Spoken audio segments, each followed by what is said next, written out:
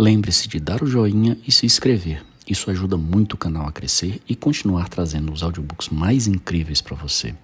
Seja muito bem-vindo e vamos nos deleitar com os sons da leitura. Capítulo 12. Não muito tempo após eu ter liquidado minha transação com algodão para entrega em julho, com mais sucesso do que esperava, recebi pelo correio um pedido para uma entrevista. A carta estava assinada por Percy Thomas. Lógico que eu imediatamente respondi que seria um prazer vê-lo em meu escritório a qualquer hora em que ele quisesse me visitar. No dia seguinte ele veio.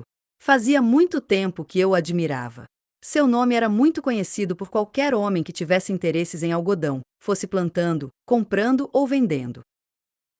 Na Europa, bem como em todo este país, as pessoas citavam para mim as opiniões de Percy Thomas. Lembro-me uma vez, num lugar movimentado na Suíça, de uma conversa com um banqueiro do Cairo, que estava interessado em plantar algodão no Egito, em associação com o falecido Ernest Cassel I. Quando ele soube que eu era de Nova York, imediatamente me perguntou a respeito de Percy Thomas, cujos relatórios sobre o mercado ele recebia e lia com uma regularidade infalível. Sir Ernest Joseph Cassel, de 1852 a 1921. Banqueiro britânico. Grande investidor em mineração, infraestrutura e indústria pesada. Um dos homens mais ricos da sua época, amigo do rei Eduardo VII e grande colecionador de artes. Thomas, sempre pensei, entrou em seu negócio de maneira científica. Era um verdadeiro especulador, um pensador com a visão de um sonhador e a coragem de um lutador, um homem excepcionalmente bem informado, que sabia tanto a teoria quanto a prática da negociação com algodão. Ele amava escutar e expressar ideias, teorias e abstrações, e ao mesmo tempo havia muito pouco sobre o lado prático do mercado do algodão, ou da psicologia dos operadores de algodão, que ele não conhecesse, pois ele estivera operando por anos, ganhando e perdendo enormes quantias. Após a falência de sua corretora, a Sheldon e Thomas, ele continuou sozinho. Após 2 anos ele voltou, quase espetacularmente. Lembro-me de ter lido no Sun que a primeira coisa que ele fez quando se recuperou financeiramente foi pagar seus velhos credores totalmente. A seguinte foi empregar um especialista para estudar e determinar para ele qual seria o melhor investimento para $1 milhão. Este especialista examinou os bens e analisou os balanços de diversas empresas e então recomendou a compra de ações da Delaware e Hudson. Bem, depois de ter falido em milhões, e ter voltado com mais milhões, Thomas ficou totalmente sem dinheiro com o resultado de suas operações com algodão para entrega em março. Não muito tempo depois ele veio me encontrar. Propôs que formássemos uma aliança de trabalho. Quaisquer informações que conseguisse, ele me repassaria imediatamente, antes de passar para o público. Minha parte seria fazer as operações reais, para o que eu tinha um gênio especial que ele mesmo não tinha. Aquilo não me atraiu por muitas razões. Disse-lhe francamente que não pensava que poderia operar em dupla e não tinha vontade de tentar aprender. Mas ele insistiu que aquela seria uma combinação ideal, até que eu disse categoricamente que não queria, de nenhuma maneira, influenciar outras pessoas a negociar. Se eu me engano, disse a ele, eu sofro sozinho e pago a conta no mesmo momento. Não há pagamentos forçados ou aborrecimentos inesperados. Jogo sozinho por escolha e também porque está a maneira mais esperta e barata de operar. Tiro meu prazer de fazer minha inteligência estar à altura da inteligência dos outros operadores, homens que eu nunca vi, nunca conversei, nunca avisei para comprar ou vender e nunca esperei encontrar ou conhecer. Quando ganho dinheiro, faço isso através de minhas próprias opiniões. Não as vendo ou capitalizo. Se ganhasse dinheiro de alguma outra maneira, imaginaria que não o tinha ganhado. Sua proposta não me interessa porque estou interessado no jogo somente quando jogo por minha conta e à minha maneira. Ele disse que sentia muito que eu pensasse daquela maneira, e tentou me convencer que eu estava errado em rejeitar seu plano. Mas eu me fixei em meu ponto de vista. O restante foi uma conversa agradável. Disse-lhe que sabia que ele estaria de volta e que eu consideraria um privilégio se ele permitisse que eu fosse seu assistente financeiro. Mas ele falou que não poderia aceitar nenhum empréstimo da minha parte. Então ele me perguntou sobre minha transação com algodão para julho e lhe contei a respeito, como eu tinha entrado, quanto algodão eu comprará, o preço e outros detalhes. Nós conversamos um pouco mais e ele se foi. Quando eu lhe disse, algum tempo atrás, que um especulador tem um exército de inimigos, muitos deles que incomodam por dentro, tinha em minha mente muitos dos meus erros.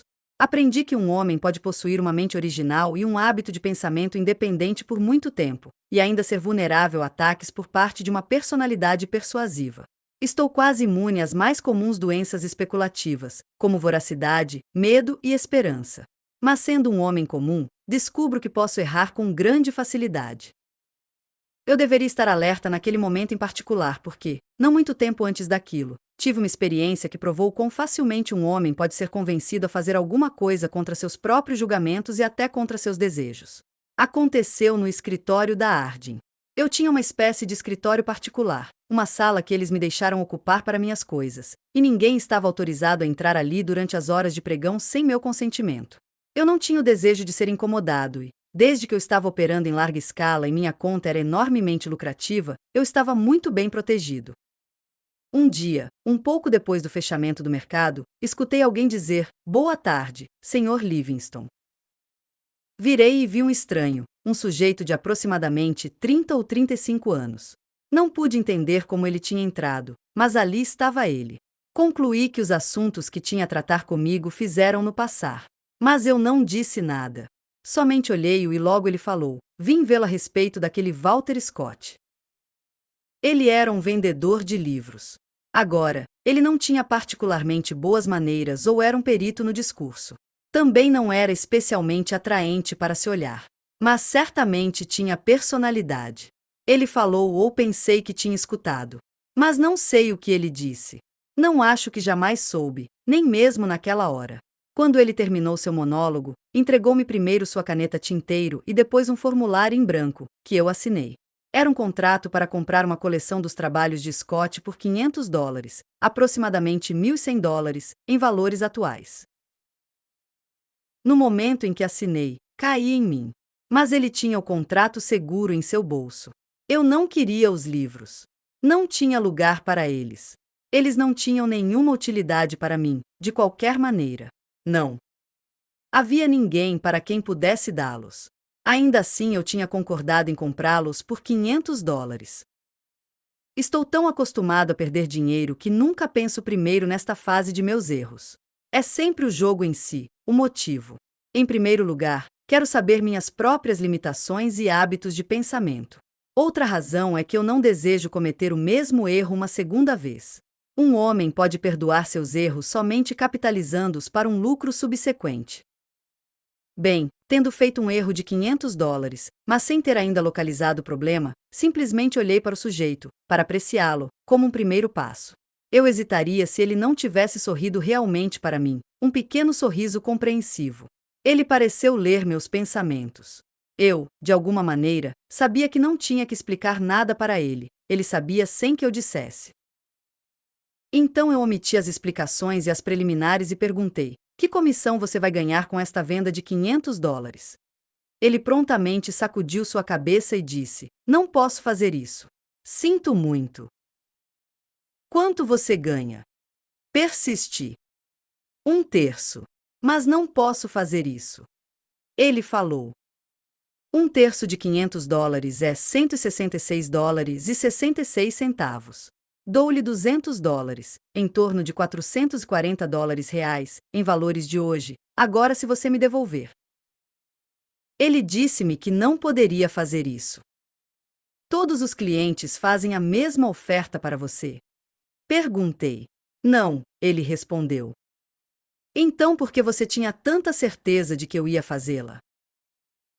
"É o que seu tipo de pessoa faria. Você é um perdedor de primeira classe e isso lhe torna um homem de negócios de primeira classe. Estou muito agradecido a você, mas não posso fazer isso. Agora me diga por que você não quer ganhar mais dinheiro que sua comissão." "Não é exatamente isso," ele falou. "Não estou trabalhando apenas pela comissão." "Então, para o que é que você está trabalhando?" "Pela comissão e pelo recorde," ele respondeu. "Que recorde?" "O meu." "O que você está buscando?" "Você trabalha somente por dinheiro?" Ele me perguntou. "Sim," eu disse. "Não." E ele sacudiu sua cabeça. "Não, você não o faz. Você não teria diversão suficiente desta maneira." Você certamente não trabalha meramente para adicionar alguns dólares a mais em sua conta corrente, e não está em Wall Street porque gosta de dinheiro fácil. Você consegue diversão de algum outro jeito. Propriamente, aqui mesmo. Não discuti, mas lhe perguntei: e como você consegue sua diversão? Bem, ele confessou, todos nós temos um ponto fraco. E qual é o seu? Vaidade, ele falou. Bem, eu disse a ele, você teve sucesso em conseguir com que eu assinasse o contrato.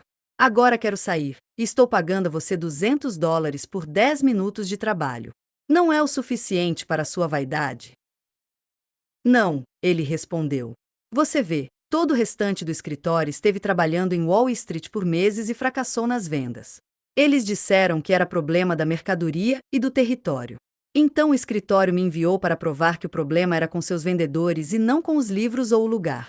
Eles estavam trabalhando com uma comissão de 25%. Eu estava em Cleveland, onde vendi 82 coleções em 2 semanas. Estou aqui para vender certo número de coleções, não só para pessoas que não compraram dos outros vendedores, mas para pessoas que eles não puderam nem ver. Este é o motivo pelo qual eles me dão 33 1/3%.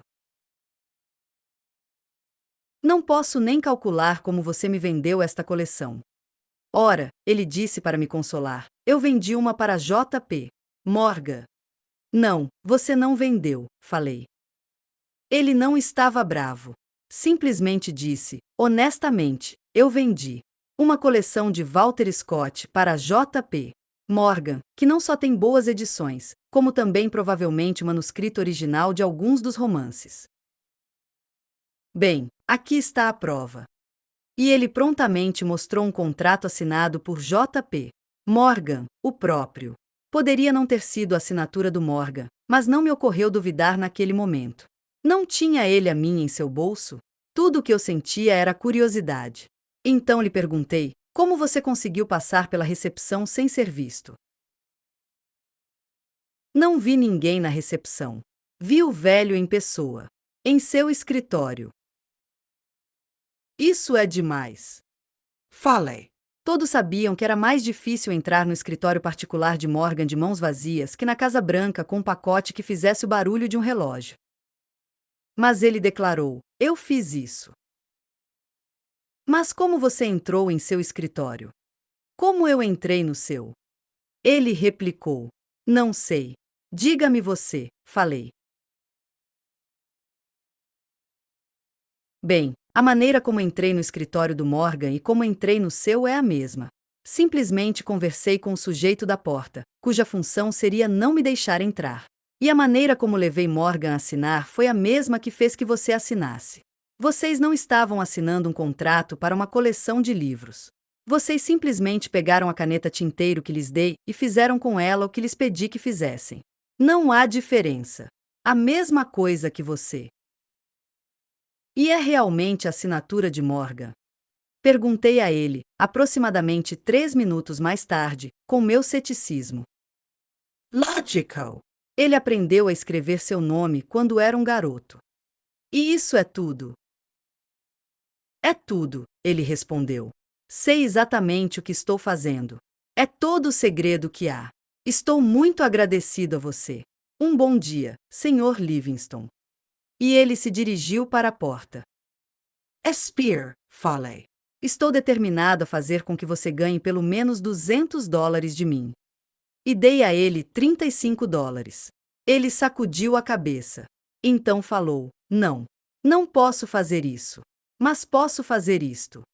Tirou o contrato de seu bolso, rasgou em dois e me deu os pedaços. Contei $200 e segurei o dinheiro na sua frente, mas novamente ele sacudiu a cabeça. Não foi isso que você quis dizer? Ele disse. Não. Então, por que você rasgou o contrato? Porque você não choramingou, mas fez como eu mesmo teria feito se estivesse no seu lugar.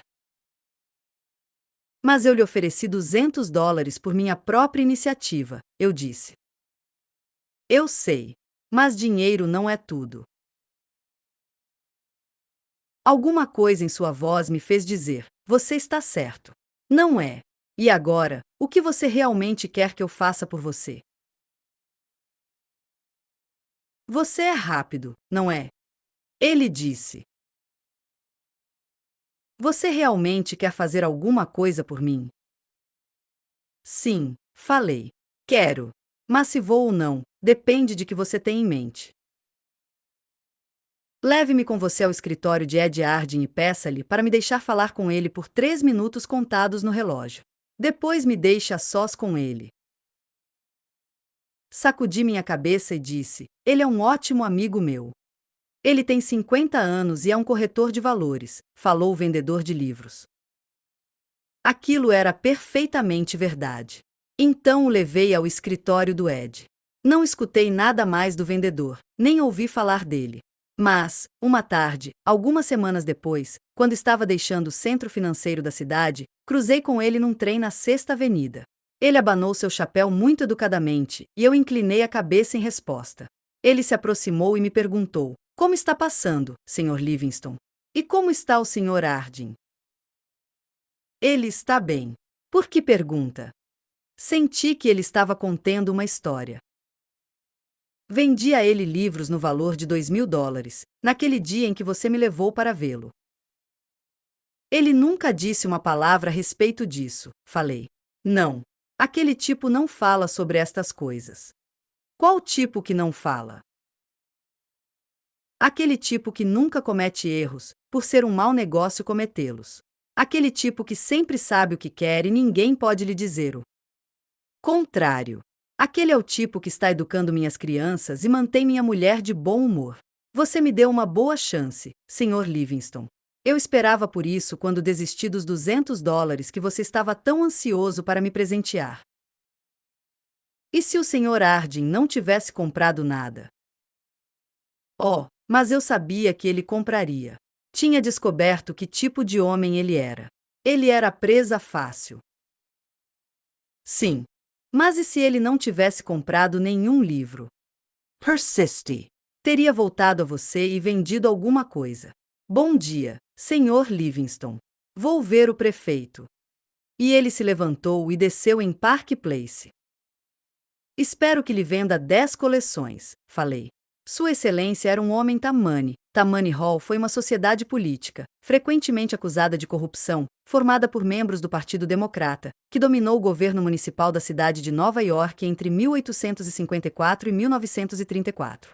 A sociedade foi fundada em 1786 e deixou de existir na década de 1960. Sou republicano também, falou, e saiu, não apressado, mas vagarosamente, confiante de que o trem esperaria. E esperou.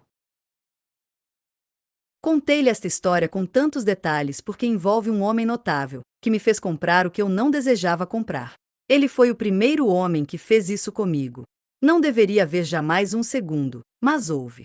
Você não pode nunca contar com isso, com a existência de apenas um vendedor notável no mundo, ou com completa imunização da influência da personalidade. Quando Percy Thomas deixou meu escritório, depois que eu tinha agradavelmente, mas definitivamente recusado entrar num trabalho em aliança com ele, eu teria jurado que nossos caminhos dos negócios não se cruzariam jamais. Não estava nem certo de que algum dia nos veríamos novamente. Mas no dia seguinte ele me escreveu uma carta, agradecendo pelos oferecimentos de ajuda e me convidando para ir vê-lo. Respondi que iria. Ele escreveu outra vez. Fui visitá-lo. Fiquei conhecendo bastante. Era sempre um prazer para eu escutá-lo. Ele sabia muito e expressava seu conhecimento de maneira muito interessante. Acho que ele é o homem com mais magnetismo que conheci. Falamos sobre muitas coisas, pois ele é um homem largamente instruído, com uma impressionante compreensão de muitos assuntos e um notável talento para generalizações interessantes. A sabedoria de seu discurso era impressionante, e quanto à sua capacidade de parecer plausível, não havia outro semelhante. Ouvi muitas pessoas acusando Percy Thomas de muitas coisas, incluindo falsidade, mas algumas vezes imagino se sua notável capacidade de parecer plausível não vem do fato de que primeiro ele convence a si mesmo tão rigorosamente, que adquire através disso um grande aumento do poder de convencer os outros. Logicamente, conversamos a respeito do mercado por um longo tempo. Eu não estava comprado no algodão, mas ele estava. Não conseguia enxergar o lado comprador afinal, mas ele enxergava. Ele trouxe à tona tantos fatos e números que eu deveria ter ficado prostrado, mas não fiquei. Não podia refutá-los porque não podia negar sua autenticidade, mas eles não abalaram minha crença no que eu tinha lido por minha própria conta. Mas ele se manteve nisso até que eu não mais tive certeza das minhas próprias informações, tiradas dos papéis que relatavam as negociações e das notícias diárias. Aquilo significava que eu não podia ver o mercado com meus próprios olhos. Um homem não pode ser convencido contra suas próprias convicções, mas pode ser levado a um estado de incerteza e indecisão, que é ainda pior, pois significa que ele não pode negociar com confiança e conforto. Não posso dizer exatamente que fiquei completamente confuso, mas perdi meu equilíbrio, ou melhor, parei de construir meu próprio pensamento. Não lhe posso dar detalhes dos variados passos através dos quais atingi o estado de mente que ia provar ser tão dispendioso para mim. Acho que era sua segurança na precisão de seus cálculos, que eram exclusivamente dele, e minha falta de confiança, que não era exclusivamente minha, mas do público. Ele insistiu na completa segurança, conforme provado mais de uma vez, de todos os seus 10.000 correspondentes em todo o Sul. No final, eu vim a ler as condições como ele próprio as lia, porque estávamos ambos lendo a mesma página do mesmo livro, segurado por ele em frente aos meus olhos. Ele tinha um raciocínio lógico. Uma vez que eu aceitei seus fatos, era certo que minhas próprias conclusões iriam concordar com as dele. Quando ele começou sua conversa comigo a respeito da situação do algodão, eu não só acreditava numa queda dos preços, como estava vendido no mercado. Gradualmente, conforme comecei a aceitar seus fatos e números, comecei a temer que estivesse baseando minha posição prévia em informações distorcidas. Lógico que eu não poderia me sentir daquela maneira e não liquidar. E uma vez que eu liquidei, porque Thomas me fez ver que eu estava errado, eu simplesmente tinha que entrar comprando. Esta é a maneira pela qual minha mente trabalha. Você sabe, não fiz nada em minha vida que não fosse operar ações e mercadorias. Naturalmente penso que, se é errado acreditar numa queda de preços, deve estar certo acreditar numa alta. E se é certo acreditar numa alta, é imperativo comprar. Como meu velho amigo de Palm Beach contou que Pat Arne costumava dizer, você não pode dizer até apostar. Eu tenho que provar se estou certo ou não no mercado, e as provas estão para serem lidas somente nos relatórios dos meus corretores no final do mês. Comecei a comprar algodão e num instante acumulei meu lote usual, de aproximadamente 60.000 fardos. Foi a jogada mais estúpida da minha carreira. Ao invés de aguardar, ou falhar por minhas próprias observações e deduções, eu estava meramente jogando o jogo de outro homem. Era altamente condizente que minhas jogadas tolas não deveriam terminar com aquela. Não só comprei quando não tinha motivos para acreditar numa alta, mas não acumulei meu lote de acordo com o estímulo de minha experiência. Não estava operando da maneira certa. O mercado não estava caminhando favoravelmente. Nunca fico assustado ou impaciente quando tenho certeza de minha posição. Mas o mercado não se comportava da maneira como deveria, se Thomas estivesse certo. Tendo dado o primeiro passo erradamente, dei o segundo e o terceiro, e logicamente aquilo me confundiu todo. Permiti que eu fosse persuadido, não só a entrar e ter prejuízo, mas a entrar armazenando posições compradas de maneira a puxar o mercado para cima. Este é um estilo de jogo estranho à minha natureza e contrário aos meus princípios de negociação e teorias. Mesmo quando garoto nas bookshops, eu fazia melhor. Mas eu não era eu mesmo. Eu era outro homem, uma pessoa influenciada por Thomas. Eu não só estava comprado no algodão, mas carregando um lote pesado de trigo. Este estava se comportando muito bem e me mostrava um bonito lucro. Meus esforços tolos em reforçar o algodão tinham aumentado meu lote para aproximadamente 150.000 fardos. Posso lhe dizer que, naquela época, não estava me sentindo muito bem. Não digo isso para oferecer uma desculpa por meu erro crasso, mas meramente para citar um fato pertinente. Lembro-me que fui para Baixore para descansar. Enquanto estava lá, fiz algumas reflexões. Parecia-me que meus compromissos especulativos estavam grandes demais. Não sou tímido, normalmente, mas comecei a me sentir nervoso e aquilo me fez decidir por diminuir minha carga. Para fazer isso, ou tinha que sair do algodão ou do trigo. Parece incrível que, conhecendo o jogo tão bem quanto eu conhecia, e com uma experiência de 12 ou 14 anos de especulação em ações e mercadorias, eu fiz precisamente a coisa errada. O algodão mostrava-me uma perda e eu o mantive. O trigo indicava um lucro e eu vendi. Foi uma jogada completamente tola, mas tudo que posso dizer como atenuante é que aquela transação não era realmente minha, mas de Thomas. De todos os erros crassos na especulação, existem poucos maiores do que tentar calcular a média de um jogo perdido. Minha operação com algodão provou isso cabalmente um pouco tarde. Sempre venda o que indica para você um prejuízo e mantenha o que mostra um lucro. Isso era tão obviamente a coisa mais esperta a fazer, e era tão conhecido por mim que até agora eu me surpreendo por ter feito o contrário. Então vendi meu trigo, deliberadamente cortando meus lucros com ele. Depois que saí, o preço subiu 20 centavos por bushel, sem parar. Se tivesse mantido a posição, teria feito um lucro de aproximadamente 8 milhões de dólares, mais de 180 milhões de dólares, em valores atuais. E tendo decidido manter a proposta perdedora, comprei mais algodão. Lembro-me muito claramente como todos os dias eu compraria algodão, e mais algodão. E por que você pensa que eu comprava aquilo? Para evitar que o preço caísse.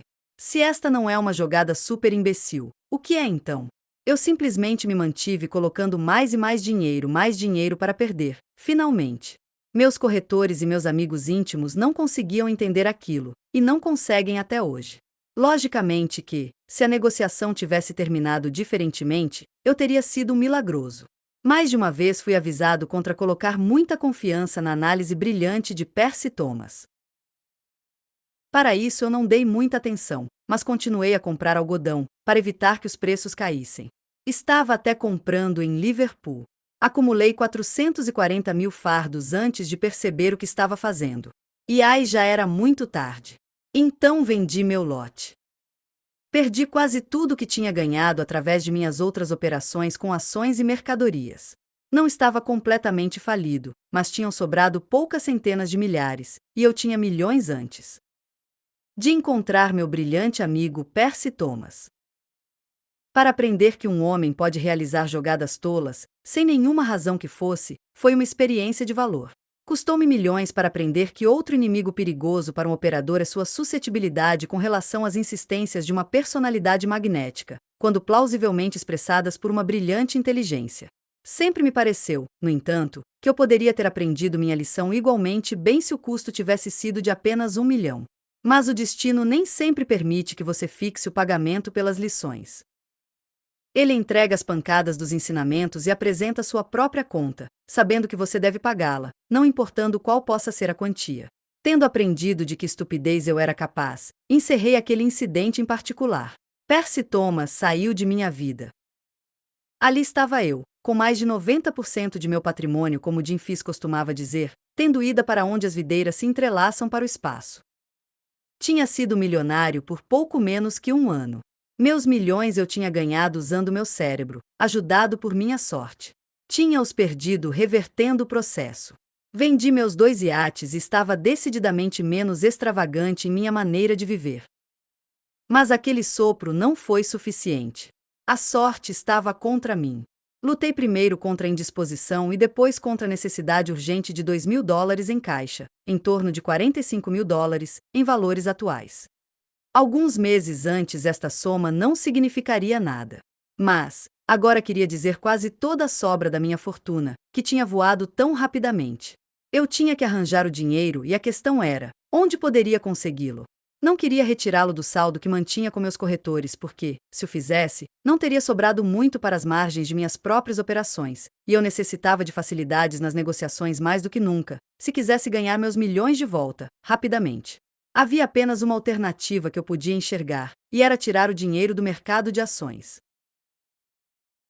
Pense nisso. Se você sabe muito sobre o cliente médio da corretora média, você concordará comigo que a esperança de fazer o mercado de ações pagar sua conta é um dos tipos perdas mais fecundas em Wall Street. Você pode acabar com tudo que tem, se aderir às suas determinações. Ora, no escritório da Ardi no inverno, um pequeno grupo de caras que voam alto gastou 30 ou 40 mil dólares num sobretudo, e nenhum deles viveu para vesti-lo. Aconteceu que um proeminente corretor de pregão, que desde então se tornou mundialmente famoso como um dos especialistas que trabalhavam para o governo, veio para a bolsa vestindo um sobretudo de pele forrado com pele de lontra. Naqueles dias, antes das peles subirem enormemente, aquele casaco estava avaliado em somente $10.000, aproximadamente $200.000, em valores corrigidos. Bem, um dos sujeitos no escritório da Harding, Bob Kell, decidiu comprar um casaco forrado com zibelina russa. Ele cotou o preço num bairro fora do centro. Era aproximadamente o mesmo, $10.000. É o diabo de tanto dinheiro, objetou um dos amigos. Sim, muito. Muito. Admitiu Bob Kell amavelmente. Aproximadamente o salário de uma semana, a não ser que vocês me prometam presenteá-lo como uma pequena mas sincera prova de estima que vocês têm pelo cara mais legal do escritório. Escutaram o discurso de apresentação? Não. Muito bem. Devo deixar o mercado de ações comprá-lo para mim. Por que você quer um casaco de zibelina? Perguntou Ed Harding. Ficaria particularmente bem num homem do meu tamanho, respondeu Bob, alinhando-se. E como você disse que ia pagar por ele? Perguntou Jim Murphy, que era a estrela dos caçadores de palpites do escritório. Através de um discreto investimento em caráter temporário, James. Assim respondeu Bob, que sabia que Murphy meramente queria um palpite. Como esperado, Jimmy perguntou: que ações você vai comprar? Errado como sempre, amigo. Esta não é a hora de comprar nada. Pretendo vender 5.000 Steel. Deve cair 10 pontos, pelo menos. Vou somente pegar 2,5 pontos líquidos. Isso é cauteloso, não? O que você escutou a respeito disso? Perguntou Murphy com avidez. Ele era um homem alto e magro, com cabelos pretos e cara de bravo, devido a nunca sair para o almoço, pelo medo de perder alguma coisa na fita. Sei que este casaco é o mais bonito que jamais planejei ter. Virou-se para Harding e disse: Ed, venda 5.000 US Steel ordinárias no mercado. Agora, querido. Bob era um especulador afoito, e gostava de ficar à vontade com frases engraçadas. Era sua maneira de deixar o mundo saber que ele tinha nervos de aço. Ele vendeu 5.000 Steel, e a ação imediatamente subiu. Não tendo nem metade do poder que parecia ter quando falava, Bob interrompeu suas perdas em 1,5 ponto e confidenciou ao escritório que o clima de Nova York era muito afável para casacos de zibelina. Eles eram pouco sadios e ostentadores. Os demais sujeitos zombaram. Mas, não muito tempo depois, um deles comprou algumas Union Pacific para pagar pelo casaco. Perdeu $1.800, pouco mais de $45.000, em valores atuais, e disse que zibelina ficava bem para a parte de fora de uma manta de mulher, mas não para a parte de dentro de uma roupa com a intenção de ser vestida por um modesto e inteligente homem. Depois disso, um dos companheiros após o outro tentou persuadir o mercado a pagar pelo casaco. Um dia eu disse que iria comprá-lo, para afastar o escritório da falência. Mas todos eles disseram que aquilo não era brincadeira a se fazer. Que se eu quisesse o casaco para mim, teria que deixar o mercado me dar. Mas Ed Harding fortemente aprovou minha intenção e naquela mesma tarde eu fui à peleteria para comprá-lo. Descobri que um homem de Chicago tinha comprado o casaco na semana anterior. Este foi somente um caso. Não há um homem em Wall Street que não tenha perdido dinheiro tentando fazer o mercado pagar por um automóvel, um bracelete, um motor de barco ou uma tela. Eu poderia construir um enorme hospital com os presentes de aniversário que o mesquinho mercado de ações recusou-se a pagar. Na realidade, de todos os azares de Wall Street, acho que a resolução de induzir o mercado de ações a agir como uma gentil avó é o mais ativo e o mais persistente. Como todos os autênticos azares, este tem suas razões de ser. O que um homem faz quando ele se decide a fazer o mercado de ações pagar por uma súbita necessidade? Ora, ele meramente tem esperanças. Ele arrisca. Ele consequentemente corre riscos muito maiores que correria se estivesse especulando de maneira inteligente, de acordo com suas opiniões ou crenças, que logicamente chega depois de um estudo desapaixonado das condições subjacentes. Para começar, ele está atrás de lucro imediato. Não pode se permitir esperar. O mercado deve ser generoso com ele imediatamente. Ele se engana, pensando que não está pedindo mais do que a colocação de uma aposta garantida. Porque ele está preparado para sair rapidamente, quero dizer, interromper suas perdas em 2 pontos, quando Tudo o que ele espera é ganhar 2 pontos. Ele abraça a ilusão de que está meramente numa jogada com chances de 50%.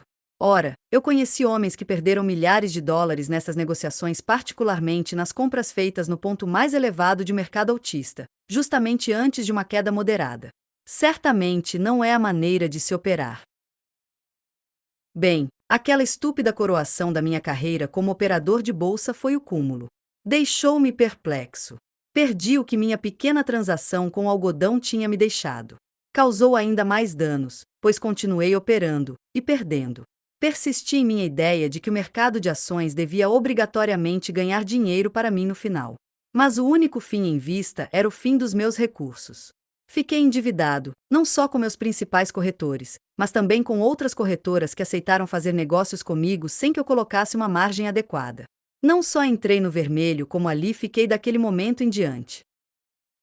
Capítulo 13. Ali estava eu, mais uma vez falido, o que era ruim, e mortalmente errado em minhas operações, o que era um sinal pior. Estava doente, nervoso e incapaz de raciocinar calmamente. Ou seja, eu estava com uma disposição que nenhum especulador deveria ter quando está operando. Tudo estava errado comigo. Consequentemente, comecei a pensar que não poderia recobrar meu afastado senso de proporções. Tendo crescido acostumado a negociar com grandes lotes, digamos, lotes com mais de 100 mil ações, eu temia não mostrar um bom julgamento negociando de maneira pequena. Isso mal parecia valer alguma coisa, quando você estava certo e somente tinha um lote de 100 ações. Depois do hábito de ter grandes lucros em grandes lotes, eu não estava certo de que saberia quando realizar meu lucro com um lote tão pequeno. Não posso descrever a quão desarmado me sentia. Falido novamente e incapaz de assumir uma ofensiva vigorosa. Endividado e errado. Depois de todos estes longos anos de sucesso, temperados com erros que realmente serviram para abrir o caminho para sucessos ainda maiores, eu estava agora pior do que quando comecei nas bookshops. Eu tinha aprendido muito sobre o jogo da especulação com ações, mas não tinha aprendido tanto sobre o jogo das fraquezas humanas. Não existe uma cabeça que funcione como uma máquina, na qual você possa confiar que funcionará com igual eficiência todas as vezes. Agora aprendi que não podia confiar em mim mesmo, para não ser afetado por homens e infortúnios em todas as ocasiões. Perdas de dinheiro nunca me preocuparam profundamente. Mas outros problemas podiam me preocupar e o fizeram. Estudei meu desastre em detalhes e logicamente não encontrei dificuldades em enxergar exatamente onde tinha sido estúpido. Vislumbrei a exata hora e lugar. Um homem deve conhecer a si mesmo minuciosamente, se quer fazer bons negócios na operação do mercado de ações. Para saber o que eu era capaz de fazer, seguindo a linha da estupidez, foi um longo passo na minha educação. Algumas vezes penso que nenhum preço é muito alto para um especulador pagar, para que aprenda o que vai lhe impedir de atingir a presunção. Um grande número de ruínas de homens brilhantes pode ser atribuído diretamente à presunção, uma doença cara em qualquer lugar, para qualquer pessoa, mas particularmente em Wall Street para o especulador. Eu não estava feliz em Nova York, sentindo-me daquele modo. Não queria operar, porque não estava em boas condições de negociação. Decidi ir embora e procurar ganhar um dinheiro em algum outro lugar. A mudança de cenário poderia me ajudar a me encontrar novamente, pensei. Então, uma vez mais, deixei Nova York, derrotado pelo jogo da especulação. Eu estava pior do que quebrado, pois devia mais de 100 mil dólares, mais de 2 milhões e 200 mil dólares, em valores corrigidos, para vários corretores. Fui para Chicago e ali encontrei uma fonte de rendimentos. Não era muito, mas aquilo meramente significava que eu necessitaria de um pouco mais de tempo para ganhar minha fortuna de volta. Uma corretora, na qual eu tinha negociado uma vez, tinha confiança em minha habilidade como operador, e eles estavam dispostos a prová-lo, permitindo que eu operasse em seu escritório de maneira pequena. Comecei moderadamente. Não sei como teria me saído se tivesse ficado ali. Mas, uma das mais notáveis experiências em minha carreira interrompeu abruptamente minha estadia em Chicago. É uma história quase inacreditável. Um dia, recebi um telegrama de Lucius Tucker. Tinha-o conhecido quando ele era um gerente de um escritório de uma corretora, na qual tinha negociado algumas vezes, mas tinha perdido contato com ele. O telegrama dizia: "Venha para Nova York agora mesmo. L. Tucker." Eu sabia que ele estava informado por amigos mútuos de como eu estava em dificuldades, e consequentemente era certo que ele tinha algo em mente. Ao mesmo tempo, eu não tinha dinheiro para jogar fora numa viagem desnecessária para Nova York. Então, ao invés de fazer o que ele me pedia, falei pelo telefone de longa distância. Recebi seu telegrama, eu disse. O que significa? Significa que um grande banqueiro de Nova York quer vê-lo, ele respondeu. Quem é ele? Perguntei. Não podia imaginar quem poderia ser. Direi quando você chegar a Nova York. Caso contrário, nada feito. Você disse que ele quer me ver? Sim. Sobre o que? Ele lhe dirá pessoalmente, se você lhe der uma chance, disse Lucius. Você não pode me escrever? Não. Então, explique-me mais claramente, falei. Não quero fazer isso. Olha aqui, Lucius, falei. Diga-me somente isso. Não é uma viagem perdida? Certamente que não. A vantagem será sua, se vier. Você não me pode dar uma leve ideia?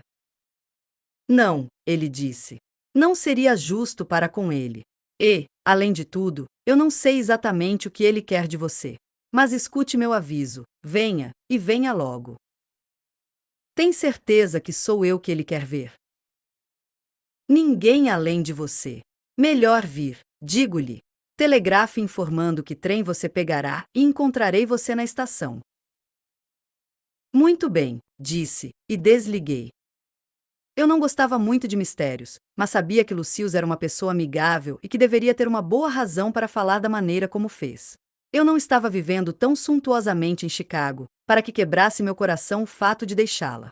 No nível em que eu estava operando, passaria muito tempo até que eu pudesse ganhar dinheiro suficiente para operar na velha escala. Voltei a Nova York, sem saber o que aconteceria. Consequentemente, mais de uma vez durante a viagem, temi que nada afinal aconteceria, e que estaria perdendo minha passagem de trem e meu tempo. Eu não poderia imaginar que estava prestes a ter a experiência mais curiosa de toda a minha vida. Lucius me encontrou na estação e não perdeu nenhum tempo em me dizer que tinha me chamado por urgente pedido do Sr. Daniel Williamson, da conceituada corretora Williamson e Brown. O Sr. Williamson pediu a Lucius que me dissesse que ele tinha uma proposta de negócios a me fazer, que ele estava certo que eu aceitaria, pois seria muito lucrativa para mim. Lucius jurou que não sabia qual era a proposta. O caráter da firma era uma garantia de que nada de impróprio seria solicitado de mim. Dan Williamson era o sócio principal da firma, que tinha sido fundada por Egbert Williamson nos anos 70.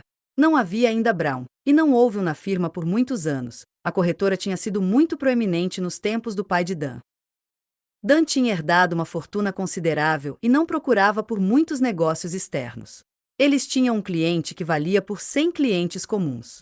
Ele era Alvin Marquand, cunhado de Williamson, que além de ser diretor de uma dúzia de bancos e companhias de seguros, era o presidente do grande sistema ferroviário Chesapeake and Atlantic.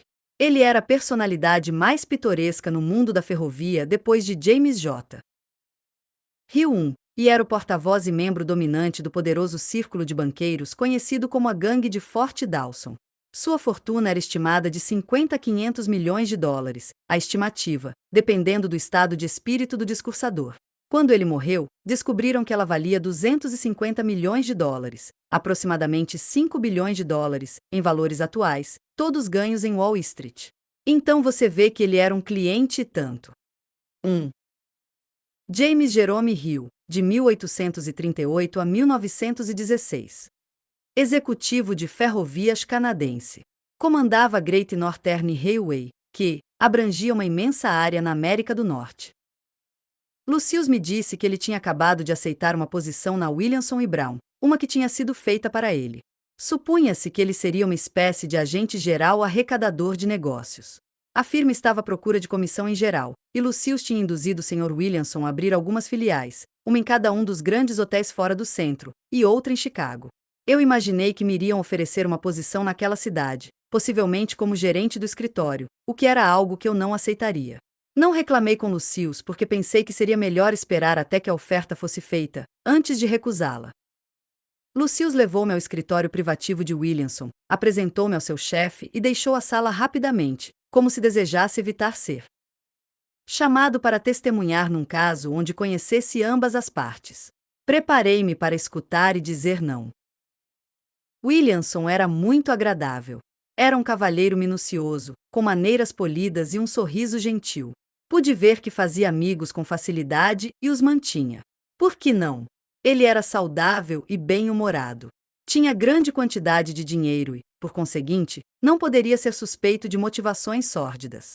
Essas coisas, juntamente com sua educação e o traje social, faziam com que fosse fácil para ele não só ser educado, como amigável, e não só amigável, mas prestativo. Não disse nada. Não tinha nada a dizer. Além disso, sempre deixo que a outra pessoa diga tudo, antes que eu emita alguma observação. Alguém me disse que o falecido James Tillman, presidente do National City Bank que, por falar nisso, era um amigo íntimo de Williamson, tinha como prática escutar em silêncio, com uma cara impassível, qualquer um que lhe trouxesse uma proposta.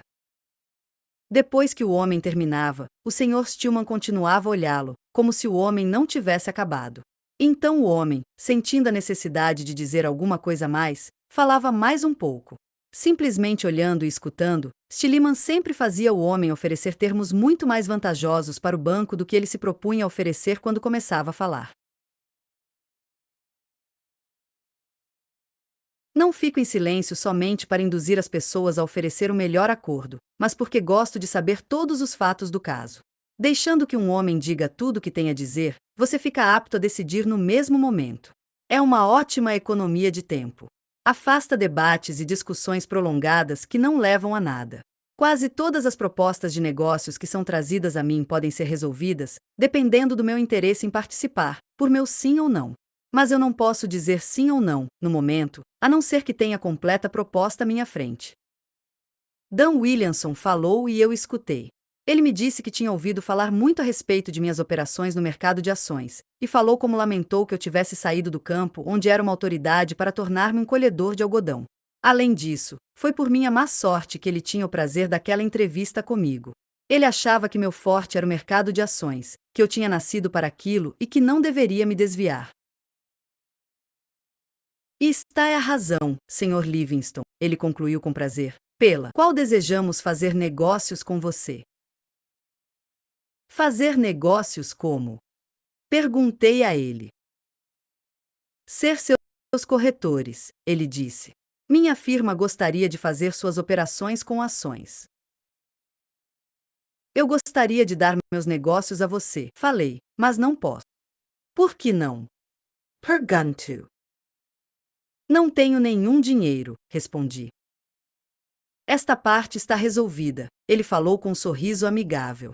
Eu vou lhe fornecer. Ele retirou um talão de cheques, preencheu um cheque de $25.000, em torno de $500.000, em valores corrigidos, em meu nome, e me entregou. Para que é isso? Perguntei. Para você depositar na sua conta bancária. Você vai preencher seus próprios cheques. Quero que você opere em nosso escritório. Não ligo se você perder ou ganhar. Se este dinheiro for perdido, darei a você outro cheque pessoal. Assim, você não tem que tomar tanto cuidado com este. Entendo. Sabia que a firma era muito rica e próspera para necessitar dos negócios de alguém, muito menos para dar a um sujeito dinheiro para usar como margem. E então ele estava sendo muito generoso a este respeito. Ao invés de me dar um crédito com a corretora, ele me deu dinheiro real, que apenas ele sabia de onde vinha, sendo que a única condição era que se eu operasse, deveria fazê-lo através de sua firma. E ainda a promessa de que haveria mais se eu perdesse. Deveria haver uma razão. Qual é a ideia? Perguntei. A ideia é simplesmente que nós queremos ter um cliente neste escritório que seja conhecido como um operador muito ativo. Todos sabem que você operava com um grande lote no lado vendedor, que é o que eu particularmente gosto em você. Você é conhecido como um especulador. Eu ainda não entendo, disse. Vou ser franco com você, Sr. Livingston. Nós temos 2 ou 3 clientes muito ricos, que compram e vendem ações em grandes quantidades. Não quero que Wall Street suspeite que eles estejam vendendo grandes lotes todas as vezes que nós vendamos 10 ou 20 mil ações de alguma empresa. Se Wall Street souber que você está operando Em nosso escritório, não vai saber se são suas vendas a descoberto ou se são as ações dos outros clientes que estão chegando ao mercado. Entendi na mesma hora. Ele queria encobrir as operações de seu cunhado com minha reputação de especulador. Acontece que eu tinha feito minha maior bolada no lado vendedor, 1 ano e meio antes, e logicamente, os mexericos de Wall Street e os rumores estúpidos dos operadores tinham adquirido o hábito de me culpar por todos os declínios de preços. A partir daí, quando o mercado está muito fraco, eles dizem que eu estou atacando. Não tive que refletir. Vi de imediato que Dan Williamson estava me oferecendo uma chance de voltar, e voltar rápido. Peguei o cheque, depositei, abri uma conta com a sua firma e comecei a operar. O mercado estava bem aquecido, extenso o suficiente para que um homem não tivesse que se fixar em uma ou duas ações específicas. Tinha começado a ter medo, como lhe disse, de ter perdido a aptidão para acertar. Mas parece que não havia perdido. Em 3 semanas fiz um lucro de $120 mil, mais de $2.800.000 em valores atuais, foram os 25 mil que Dan Williamson tinha me emprestado. Fui até ele e disse: vim pagar seus $25 mil. Não, não. Ele disse, empurrando-me para fora exatamente como se eu tivesse lhe oferecido um coquetel de óleo de rícino. Não, não, meu rapaz. Espere até que sua conta chegue a uma quantia significativa. Não pense nisso ainda. Você só conseguiu migalhas por enquanto. Foi aí que cometi o erro que mais lamentei, mais que qualquer outro que tenha feito em minha carreira em Wall Street. Foi responsável por longos e tristes dias de sofrimento. Deveria ter insistido para que ele recebesse seu dinheiro. Estava no caminho de uma fortuna ainda maior do que aquela que tinha perdido, e andando muito rápido. Por 3 semanas, meu lucro médio foi de 150% por semana. Daí para frente, minhas operações aconteceriam numa escala mais segura e crescente. Mas ao invés de me livrar de todas as obrigações, deixei que ele fizesse sua maneira e não obriguei a aceitar os $25 mil. Logicamente, desde que ele não recebeu os $25 mil que tinha me adiantado, senti que eu não poderia receber meus lucros muito bem. Estava muito agradecido a ele, mas eu tinha uma formação que faz não querer dever dinheiro ou favores. Posso pagar o dinheiro de volta com dinheiro, mas favores e gentilezas devo pagar com gentilezas, e você é inteligente para saber que estas obrigações morais podem ter altos preços algumas vezes. Além disso, não existe um estatuto de suas limitações. Deixei o dinheiro de lado e retomei minhas operações. Estava me saindo muito bem. Estava recobrando meu equilíbrio e estava certo de que não passaria muito tempo para que eu pudesse voltar aos passos largos de 1907. Uma vez que tivesse feito isso, tudo o que pediria seria para que o mercado resistisse um pouco, e eu mais que recuperaria minhas perdas. Mas ganhar ou não o dinheiro não me estava preocupando muito. O que me fazia feliz era que eu estava perdendo o hábito de estar errado, ou de não ser eu mesmo. Isso tinha me destruído durante meses, mas eu tinha aprendido minha lição. Exatamente naquela época, comecei a acreditar numa queda do mercado e a vender a descoberto uma série de ações de companhias ferroviárias. Entre elas estava a Chesapeake e Atlantic. Acho que lancei um lote pequeno desta ação, de aproximadamente 8 mil. Uma manhã, quando cheguei ao centro, Dan Williamson chamou-me ao seu escritório privativo, antes da abertura do mercado, e me disse: Leury, não faça nada com a Chesapeake e Atlantic agora. É uma má jogada sua, vender 8 mil a descoberto, liquidei para você, esta manhã em Londres, e entrei comprando. Eu tinha certeza que a Chesapeake e Atlantic ia cair. A fita dizia-me isso claramente. Além disso, eu estava vendido em todo o mercado, não violentamente ou de maneira insana, mas o suficiente para me sentir confortável com o moderado lote vendido. Disse a Williamson: por que você fez isso? Estou vendido em todo o mercado e todas elas vão cair. Mas ele somente sacudiu a cabeça e disse: fiz isso porque aconteceu de eu saber algo a respeito de Chesapeake e Atlantic que você não poderia saber. Meu aviso para você é para que não venda aquela ação a descoberto até que eu lhe diga que é seguro fazê-lo. O que eu poderia fazer? Aquela não era uma sugestão estúpida. Era um aviso que vinha do cunhado do presidente do conselho diretor. Dan não era apenas o melhor amigo de Alvin Marquand, mas tinha sido muito generoso comigo. Tinha mostrado sua fé em mim e confiança em minha palavra. Eu não poderia fazer menos que lhe agradecer. E então, meus sentimentos novamente venceram meu julgamento e eu cedi. Subordinar meu julgamento a seus desejos foi minha ruína. Gratidão é uma coisa da qual um homem decente não pode fugir, mas um sujeito deve evitar que ela o amarre completamente. A primeira coisa que soube era que não só tinha perdido todos os meus lucros, como ainda devia para a firma $150.000, pouco mais de $1 milhão, em valores corrigidos. Sentia-me muito mal a este respeito, mas Dan disse-me para que não me preocupasse. Vou tirá-lo deste buraco, ele prometeu. Sei que vou, mas somente posso fazê-lo se você deixar. Você terá que parar de operar por sua própria conta. Não posso estar trabalhando para você e então você desfazer completamente todo o meu trabalho em seu proveito. Somente deixe o mercado e me dê a chance de ganhar algum dinheiro para você. Você vai deixar, Lowry? Novamente eu lhe pergunto, o que eu poderia fazer? Pensava em sua gentileza, e não podia fazer nada que pudesse ser interpretado como falta de apreço. Tinha começado a gostar dele. Ele era muito agradável e amigável. Lembro-me que tudo o que ganhei dele foi encorajamento. Ele continuava me assegurando que tudo acabaria bem. Um dia, talvez 6 meses mais tarde, ele veio até mim com um agradável sorriso e me deu alguns documentos de crédito. Eu lhe disse que iria tirá-lo deste buraco, ele disse, e vou.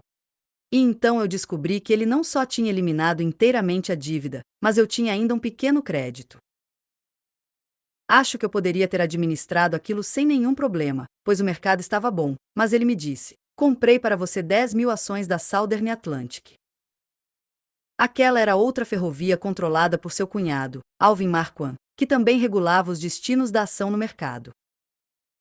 Quando um homem faz por você o que Dan Williamson fez por mim, você não pode dizer nada a não ser obrigado, não importando quais sejam suas visões do mercado. Você pode ter certeza de que está certo, mas como Pat Arne costumava dizer, você não pode dizer até apostar, e Dan Williamson tinha apostado para mim, com seu dinheiro.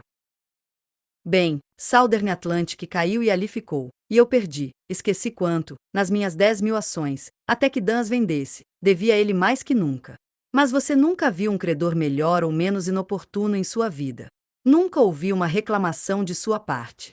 Ao invés disso, palavras encorajadoras e conselhos para não me preocupar com aquilo. No final, o prejuízo foi coberto para mim da mesma generosa mas misteriosa maneira. Ele não me deu qualquer detalhe que fosse. As contas eram todas numeradas. Dan Williamson dizia somente, nós compensamos nossos prejuízos com a Southern Atlantic com lucros nesta outra operação, e ele me contaria como tinha vendido 7.500 ações de alguma outra empresa e feito um bom negócio com isso. Posso verdadeiramente dizer que nunca soube de uma só coisa a respeito destas minhas operações, até que me diziam que minha dívida tinha sido eliminada. Depois de isso acontecer muitas vezes, comecei a pensar e a enxergar meu caso por um ângulo diferente. Finalmente atingi a compreensão. Era claro que estive sendo usado por Dan Williamson. Fiquei irritado em pensar nisso, mas fiquei ainda mais furioso por não ter compreendido mais rápido.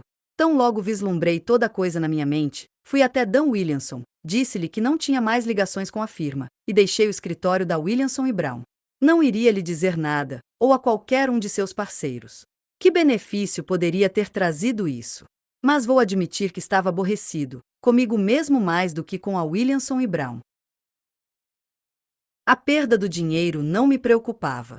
Quando quer que eu tenha perdido dinheiro no mercado de ações, sempre considerei que tinha aprendido alguma coisa, que se eu perdi dinheiro, ganhei experiência, de maneira que o dinheiro realmente foi um pagamento pelo aprendizado. Um homem tem que ter experiência e tem que pagar por ela. Mas havia uma coisa que machucou muito nessa experiência no escritório de Dan Williamson, e era a perda de uma grande oportunidade. O dinheiro que um homem perde não é nada, ele pode recuperá-lo. Mas oportunidades como aquelas não se encontram todos os dias. O mercado, você vê, estava ótimo para se operar. Eu estava certo, quero dizer, estava lendo com precisão. A oportunidade para ganhar milhões estava ali. Mas eu permiti que minha gratidão interferisse em minhas jogadas. Amarrei minhas próprias mãos. Tive que fazer as coisas que Dan Williamson, com sua gentileza, queria que fossem feitas. No conjunto, foi mais insatisfatório que fazer negócios com um parente. Mau negócio. Essa não era a pior coisa a respeito do negócio. Depois daquilo, Praticamente não havia nenhuma oportunidade para eu ganhar dinheiro grande. O mercado caiu e estabilizou embaixo. As coisas iam de mal a pior. Eu não só perdi tudo que tinha, como fiquei endividado novamente mais do que nunca.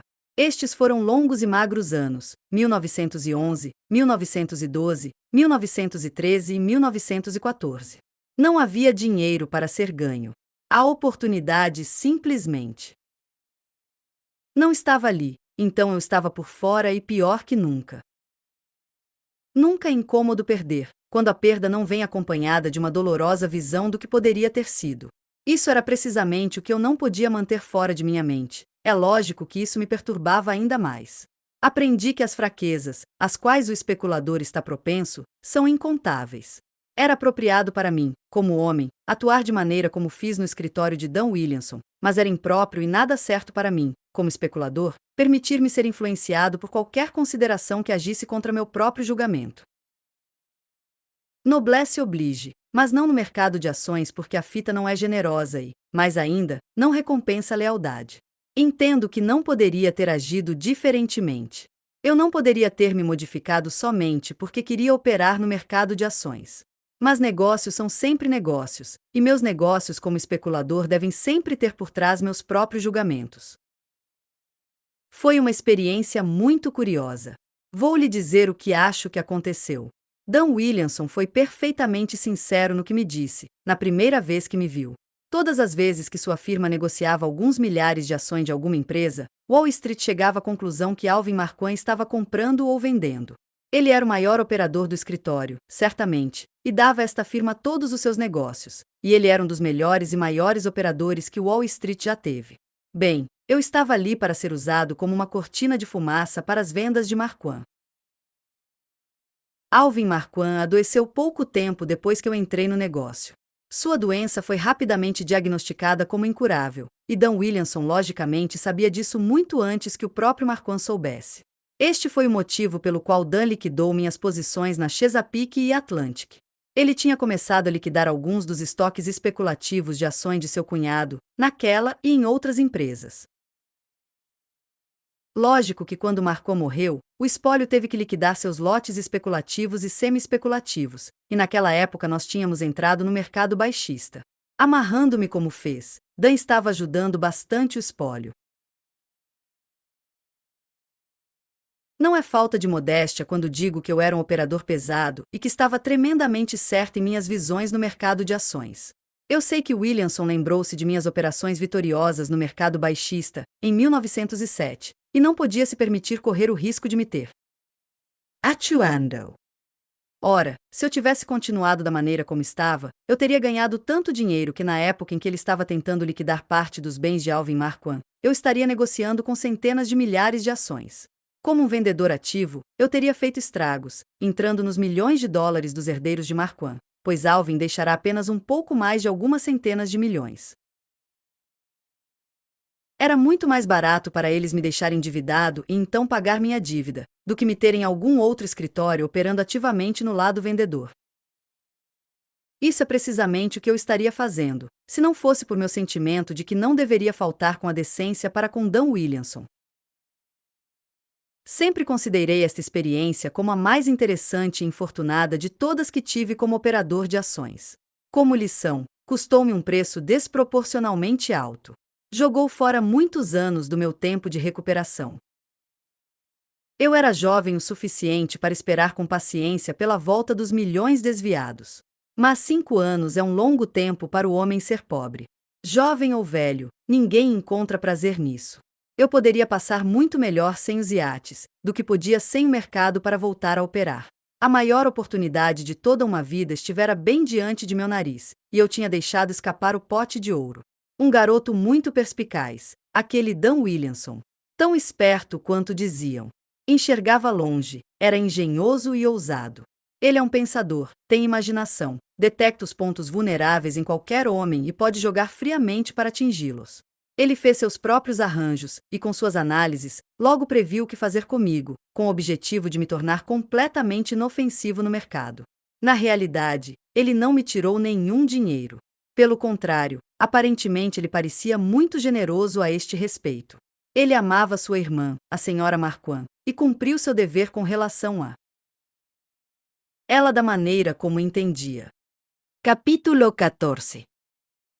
Sempre me irritou o fato de que, depois que deixei o escritório da Williamson e Brown, a melhor fase do mercado tinha passado. Entramos num longo período de falta de dinheiro, 4 enormes e magros anos. Não havia um tostão para ser ganho.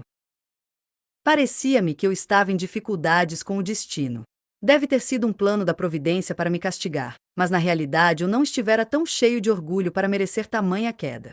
Não tinha cometido nenhum destes pecados especulativos que um operador tem que pagar no lado devedor da conta. Não era culpado de uma típica jogada tola. O que eu tinha feito, ou melhor, o que eu tinha deixado sem fazer, era algo para o qual eu teria recebido elogios e não culpa. Deixei o escritório de Williamson e tentei outras corretoras. Em todas elas perdi dinheiro. Aquilo era previsível, porque eu estava tentando forçar o mercado a me dar o que ele não tinha que me dar, a saber, oportunidades para ganhar dinheiro. Não tive nenhum problema em conseguir crédito, porque aqueles que me conheciam tinham confiança em mim. Você pode entender a ideia de como era sólida a confiança deles quando eu lhe digo que, quando finalmente parei de operar com os créditos, eu devia bem mais de $1 milhão, mais de $20 milhões, em valores atuais. O problema não era que eu tinha perdido o domínio, mas que durante aqueles 4 miseráveis anos as oportunidades de ganhar dinheiro simplesmente não existiram. Ainda assim eu especulei sozinho, tentando ganhar alguma coisa e tendo sucesso somente em aumentar minhas dívidas. Depois que parei de negociar por minha própria conta, porque não iria dever nenhum dinheiro mais aos meus amigos, ganhava dinheiro administrando contas para as pessoas que acreditavam que eu conhecia o jogo bem o suficiente para ganhar, mesmo no mercado desfavorável. Por meus serviços, recebia um percentual de seus lucros, quando havia algum. Foi assim que vivi. Bem, melhor dizer que assim sustentei minha vida. Logicamente, eu não perdia sempre, mas nunca ganhei o suficiente para me permitir reduzir materialmente o que devia. Finalmente, conforme as coisas pioravam, senti o começo do desencorajamento pela primeira vez em minha vida. Tudo parecia ter dado errado comigo. Não fiquei lamentando a queda dos milhões e dos iates, para as dívidas e vida modesta. Não gostava da situação, mas não sentia autopiedade. Não tinha intenção de esperar pacientemente pelo tempo e pela providência, para que trouxessem o fim dos maus confortos. Por conseguinte, estudei meu problema. Era claro que a única maneira de me livrar de meus problemas era ganhando dinheiro. Para ganhar dinheiro eu necessitava meramente operar com sucesso. Tinha feito isso antes e tinha que fazer uma vez mais. Mais de uma vez no passado eu tinha transformado uma pequena quantia em centenas de milhares. Mais cedo ou mais tarde o mercado iria oferecer-me uma oportunidade. Estava convencido de que, o que quer que estivesse errado, estava errado comigo e não com o mercado. Agora, qual poderia ser o problema comigo? Fiz a mim mesmo esta questão, com o mesmo espírito com o qual tinha sempre estudado as várias fases dos meus problemas operacionais. Pensei naquilo calmamente e cheguei à conclusão de que o problema principal vinha da preocupação com relação ao dinheiro que eu devia. Nunca estava livre do desconforto mental deste fato. Devo-lhe explicar que não era mera consciência de minhas dívidas. Qualquer homem de negócios contrai dívidas no curso de seus negócios regulares. A maioria de meus débitos não estava nada além de dívidas de negócio, devido ao que foram as condições desfavoráveis de negociação para mim. A situação não era pior do que aquela pela qual um comerciante passa, por exemplo, quando há um período incomum e prolongado de tempo adverso. Lógico que, conforme o tempo passava e eu não podia pagar, comecei a me sentir menos filosófico com relação às minhas dívidas. Vou explicar. Eu devia mais de $1 milhão, todo ele de perdas no mercado de ações, lembre-se. A maioria de meus credores era muito amável e não me incomodava. Mas havia 2 que eram um estorvo para mim. Eles costumavam seguir-me pelos lugares. Todas as vezes que ganhava alguma coisa, cada um deles grudava em mim, querendo saber tudo sobre o fato e insistindo em receber seus direitos. Um deles, para o qual eu devia $800, em torno de $16 mil, em valores corrigidos, ameaçava processar-me, confiscar meus móveis, e assim por diante. Não posso conceber porque ele pensou que eu estava escondendo bens, a não ser que fosse por eu não parecer exatamente um mendigo a ponto de morrer de pobreza. Conforme eu estudei o problema, vi que não era um caso que clamava pela leitura da fita, mas pela leitura de mim mesmo. Friamente cheguei à conclusão de que nunca estaria apto a realizar nada de útil enquanto estivesse preocupado, e era igualmente claro que eu deveria estar preocupado enquanto devesse dinheiro. Ou seja, enquanto qualquer credor tivesse o poder de me molestar ou interferir na minha recuperação, insistindo em ser pago antes que eu pudesse adquirir um montante decente de dinheiro. Isso era tido claramente verdadeiro que disse a mim mesmo: tenho que ir à bancarrota. O que mais poderia aliviar minha cabeça? Parece fácil e sensato, não é mesmo? Mas era mais que desagradável, posso dizer a você. Odiei ter que fazê-lo. Odiei ter que me colocar numa posição de ser erroneamente entendido ou mal interpretado. Eu, por mim mesmo, nunca liguei muito para dinheiro, nunca pensei o suficiente sobre ele para considerar seu valor. Mas eu sabia que ninguém se sentia daquela maneira. Logicamente também sabia que, se me recuperasse novamente, pagaria todo mundo pelas obrigações que permaneceram. Mas, a não ser que eu estivesse apto a operar nos velhos moldes, nunca seria capaz de pagar aquele milhão. Fiquei nervoso e fui encontrar meus credores. Foi uma coisa extremamente difícil para eu fazer, porque a maioria deles era de amigos pessoais ou velhos conhecidos. Expliquei-lhes a situação muito francamente e disse: não estou tomando esta atitude porque não quero pagar, mas porque, em consideração a mim mesmo e a vocês, tenho que estar em condição de ganhar dinheiro. Estive pensando nesta solução por mais de 2 anos, mas simplesmente não tive a coragem de vir e dizer tão francamente a vocês. Teria sido infinitamente melhor para todos nós se eu tivesse feito isso antes. Tudo se resume a isso. Eu positivamente não posso ser como antigamente, enquanto estiver incomodado ou nervoso por causa destas dívidas. Decidi fazer agora o que deveria ter feito há 1 ano. Não tenho nenhuma outra razão, a não ser esta que acabo de dar a vocês. O que o primeiro homem falou era, para todos os propósitos e intenções, o que todos eles falaram. Disse em nome de sua firma. Livingston, ele disse, nós entendemos. Enxergamos perfeitamente sua posição. Vou lhe dizer o que vamos fazer. Vamos te dar uma folga. Peça a seu advogado que prepare qualquer tipo de documento que deseje, e nós assinaremos. Isso foi, em substância, o que todos os meus grandes credores disseram. Não era meramente uma natureza gentil descuidada e espírito esportivo. Era também uma decisão muito inteligente, pois era claramente um bom negócio. Apreciei tanto a boa disposição quanto o bom senso para os negócios. Estes credores liberaram minhas dívidas, que chegavam a mais de $1 milhão. Mas havia os 2 credores menores, que não assinariam. Um deles era o homem dos $800 de quem falei. Eu também devia $60 mil, aproximadamente $1.200.000, em valores atuais, para uma corretora que tinha ido à falência, e os liquidantes, que não me conheciam da Adam, estavam no meu pescoço em todos os momentos. Mesmo que eles estivessem dispostos a seguir o exemplo dado por meus maiores credores, não acho que o tribunal permitiria que eles assinassem. Em todo caso, meu plano de falência chegava apenas até aproximadamente $100 mil, pouco mais de $2 milhões, em valores de hoje. No entanto, como disse, eu devia bem mais de $1 milhão. Foi extremamente desagradável ver a história nos jornais. Sempre paguei minhas dívidas integralmente e esta nova experiência era muito mortificante para mim. Sabia que pagaria a todos algum dia, se estivesse vivo, mas todos que liam o artigo não sabiam disso. Estava envergonhado de sair na rua depois que vi a reportagem nos jornais. Mas tudo isso passou agora, e não posso lhe dizer o quão intenso era o sentimento de alívio em saber que eu não ia mais ser perseguido por pessoas que não entendiam como um homem deve entregar toda a sua mente a seu negócio, se ele quer ter sucesso na especulação com ações. Minha mente, agora estando livre para operar com alguma perspectiva de sucesso, sem ser molestada pelas dívidas, tinha como próximo passo conseguir outro montante de dinheiro.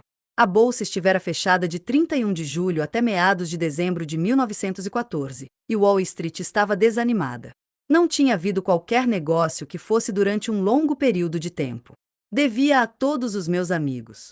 Não podia pedir a eles que me ajudassem novamente, só porque tinham sido tão gentis e amigáveis comigo, quando eu sabia que ninguém estava em posição de fazer muito por ninguém. Era uma tarefa muito difícil conseguir uma quantia decente de dinheiro, pois com o fechamento da bolsa não havia nada que eu pudesse pedir para qualquer corretor fazer para mim. Tentei em alguns lugares. Não adiantou. Finalmente fui ver Dan Williamson. Isso foi em fevereiro de 1915. Disse-lhe que tinha me livrado da opressão mental da dívida e estava pronto para operar como antes.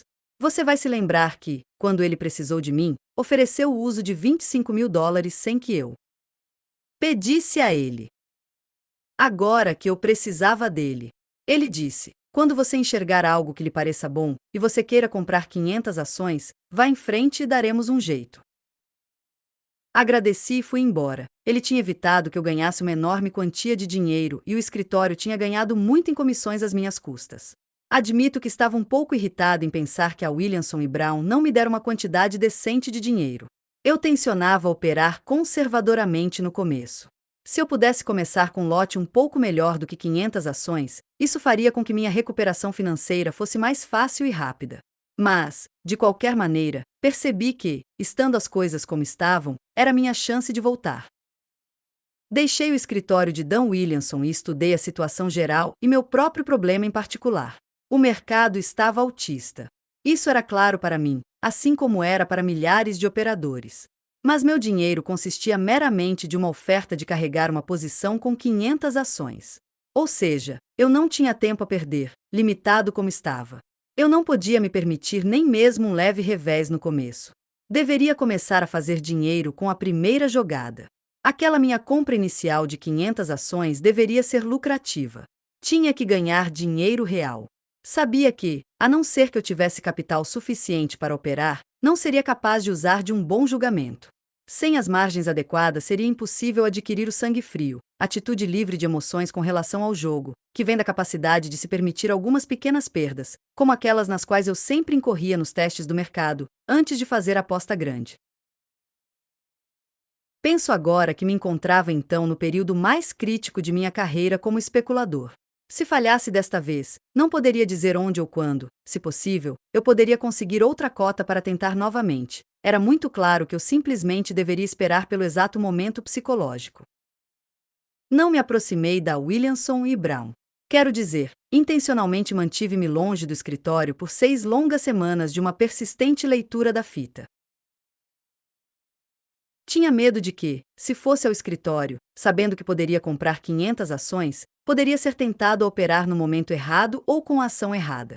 Um operador, em adição ao estudo das condições básicas, lembrando-se dos procedentes do mercado e mantendo em mente a psicologia do público de fora, bem como as limitações de seus corretores, deve também conhecer a si mesmo e precaver-se contra suas próprias fraquezas. É uma necessidade saber como ler a mim mesmo, assim como saber como ler a fita. Estudei e reconheci minhas próprias reações a certos impulsos ou as inevitáveis tentações de um mercado aquecido, quase com a mesma disposição e espírito com que considerei as condições da colheita ou analisei relatórios de ganhos. Então, dia após dia, falido e ansioso para retomar os negócios, sentava em frente ao painel de cotações numa outra corretora, onde não podia comprar ou vender nenhuma ação, estudando o mercado, sem perder uma transação sequer na fita, aguardando pelo momento psicológico de tocar o alarme para colocar toda a força à frente. Devido às condições conhecidas por todo mundo, a ação que eu acreditava que teria uma maior alta, naqueles dias críticos de 1915, era Bethlehem Steel.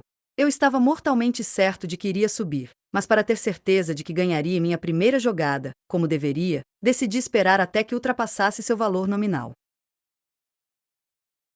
Acho que lhe disse que, segundo minha experiência, quando quer que uma ação ultrapasse 100, 200 ou 300 pela primeira vez, quase sempre continuaria subindo mais 30 ou 50 pontos, e depois de 300, mais rapidamente que depois de 100 ou 200.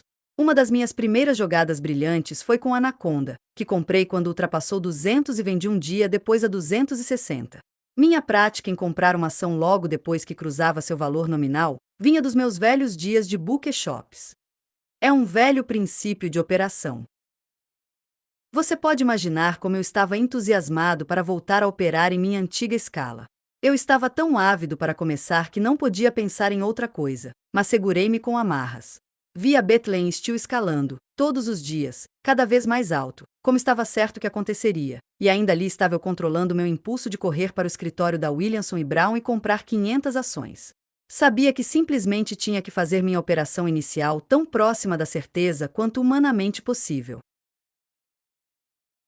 Cada ponto que a ação subia significava $500, pouco mais de $10.000, em valores de hoje, que eu não tinha ganhado.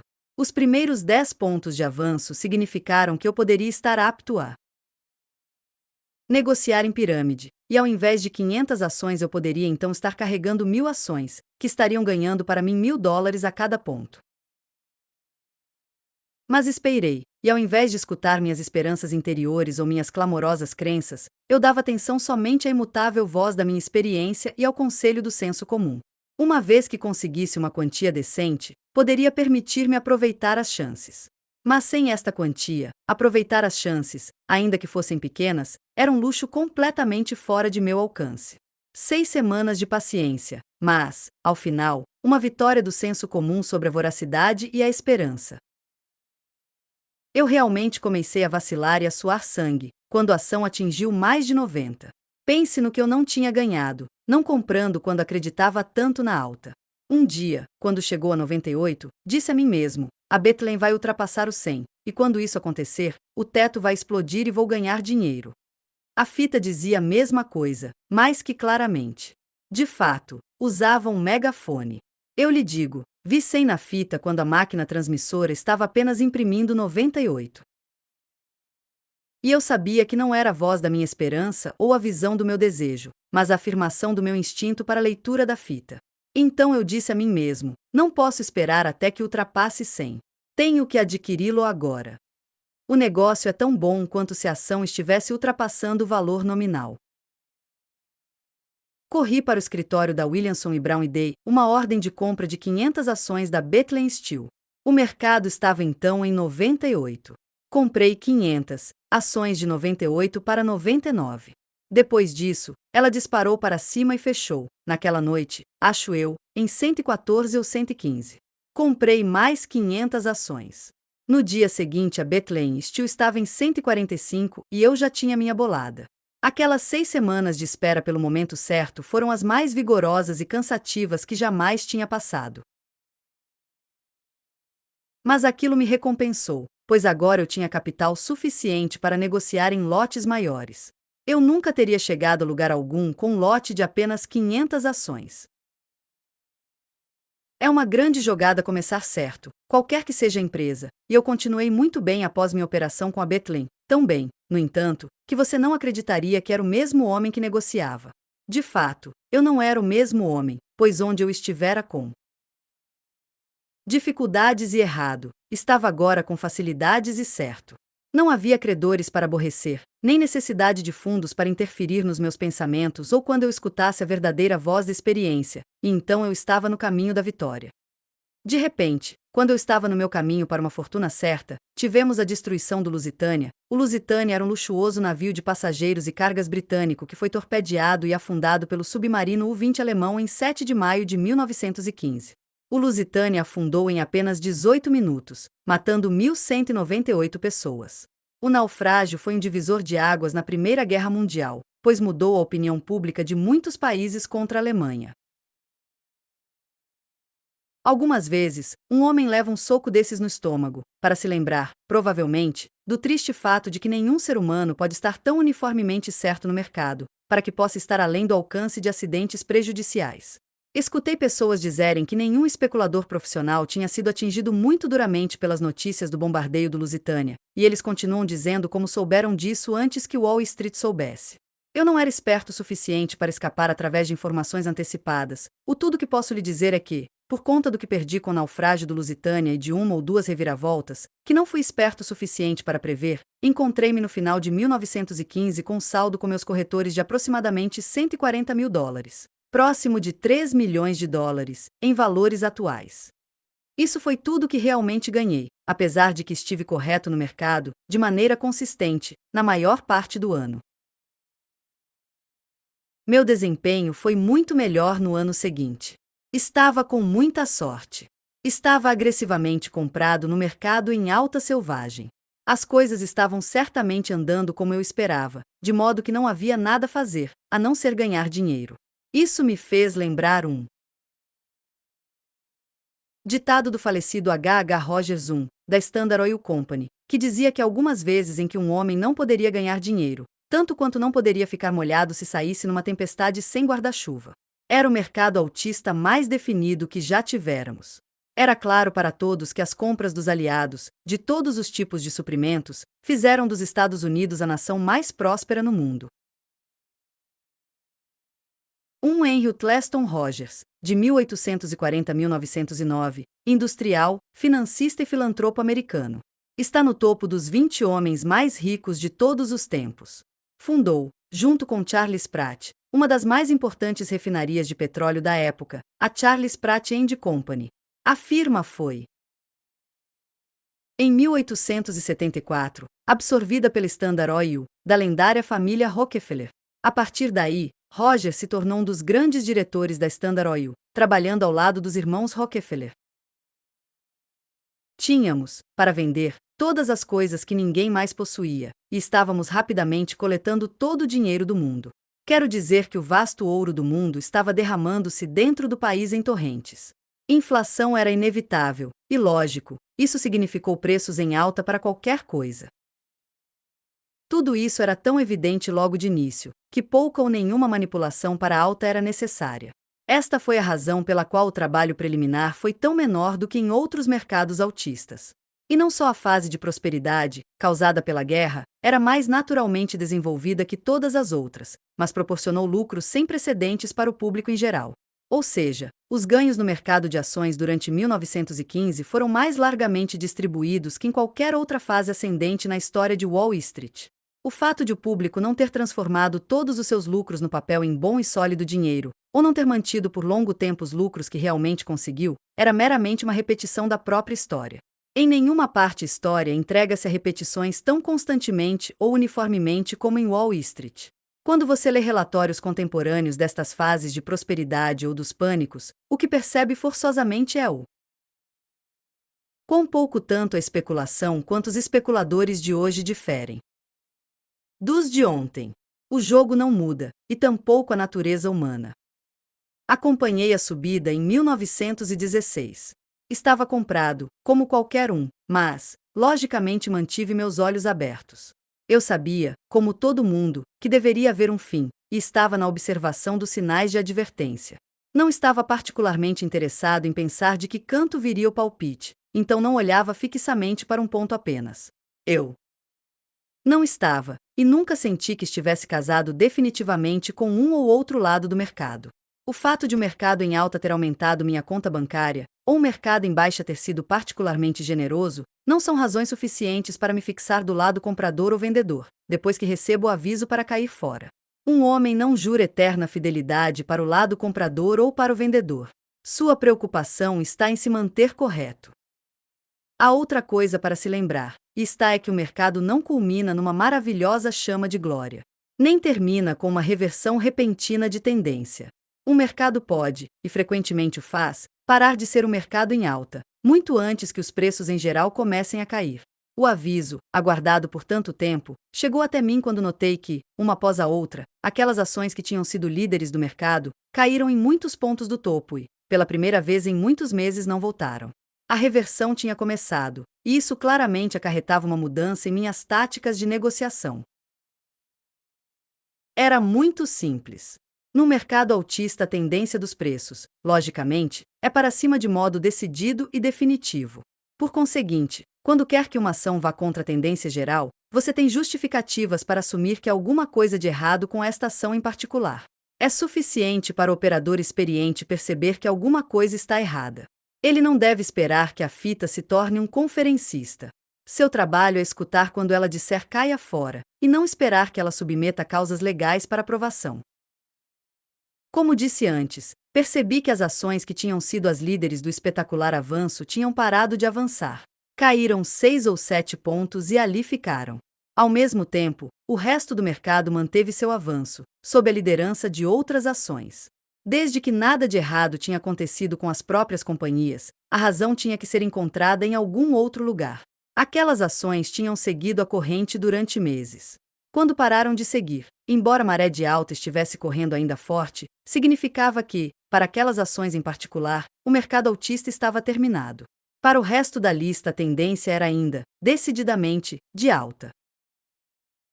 Não havia necessidade de ficar confuso na inatividade, pois na realidade não havia correntes cruzadas. Não me tornei vendedor no mercado naquele momento, porque a fita não me dizia para que o fizesse. O fim do mercado em alta não tinha chegado, embora estivesse a uma pequena distância. Até sua chegada, ainda havia dinheiro para ser ganho. No lado comprador. Neste caso, meramente tornei-me vendedor nas ações que tinham parado de avançar. Como o resto do mercado tinha poder de subida por trás, tanto comprei como vendi. Vendi as ações que não mais lideravam a alta.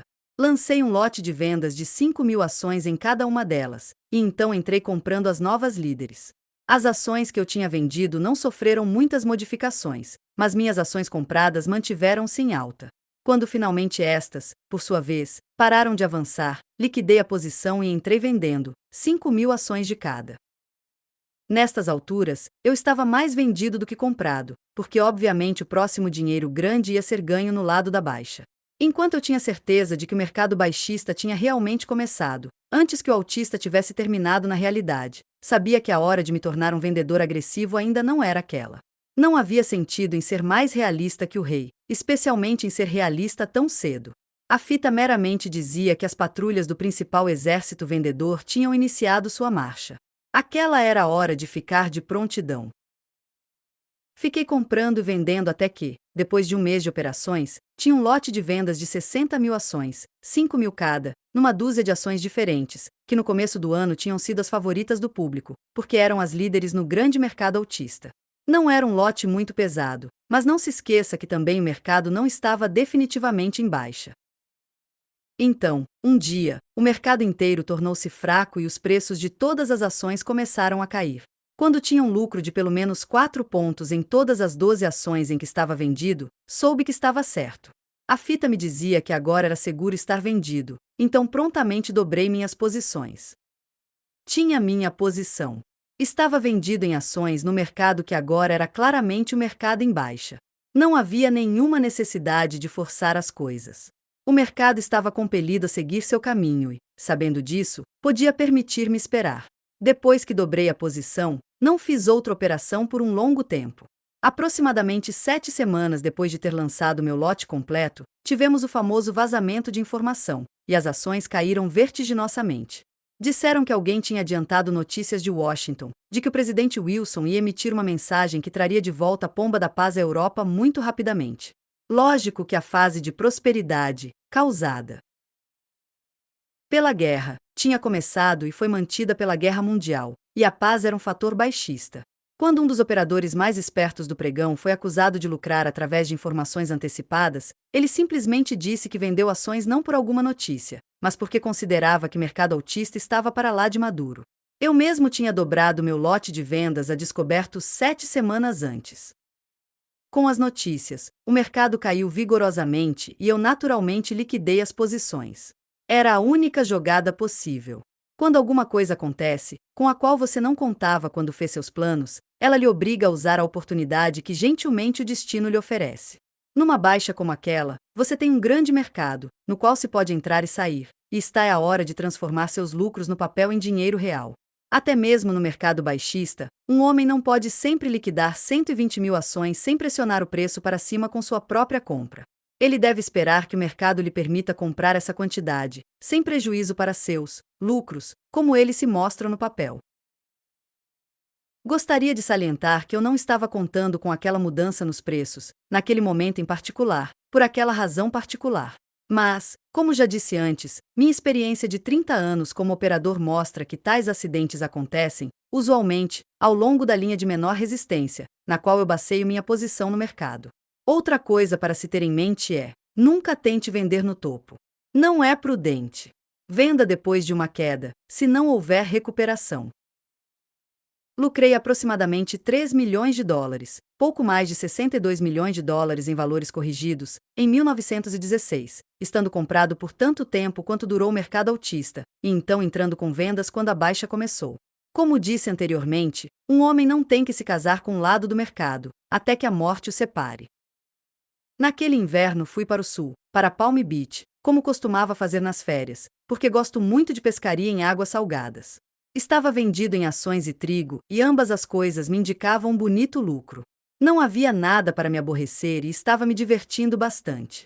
Lógico que, a não ser que eu vá para a Europa, não tenho como realmente estar sem contato com os mercados de ações ou mercadorias. Por exemplo, em Adirondacks, tenho uma linha direta da minha casa com o escritório da minha corretora. Em Palm Beach, costumava ir à filial da minha corretora regularmente. Notei que o algodão, no qual eu não mantinha posição alguma, estava firme e subindo.